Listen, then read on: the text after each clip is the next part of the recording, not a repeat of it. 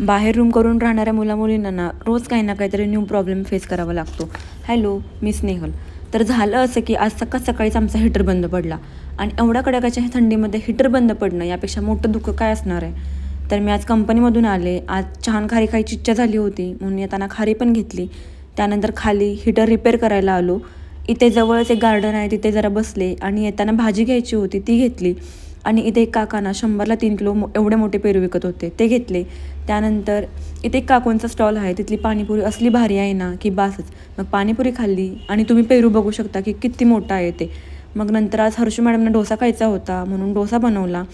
आणि डोसे कसे बनवायचे ह्याच्या टिप्स पण ऐकून घेते. हो द्यात. मग सांगते तुम्हाला कसं उलटायचं त्याला. पहिल्यांदा सगळीकडनं सुटून द्यायचं त्याला आणि मग तो उलटायचा. उलटल्यानंतर उत्तापा काय डोसा काय आहे ते आपलं. आणि त्याच्यानंतर मग परत त्याला खालून एक साईडून भाजले, दुसऱ्या साईडून भाजून घ्यायचं. आयुष्यात पहिल्यांदा काहीतरी करत असते. केले की मी असं घरी डोसा असं केलाय का वहिनी कापून पण केलाय रूमला मी. भेटू नेक्स्ट व्लॉगमध्ये. बाय.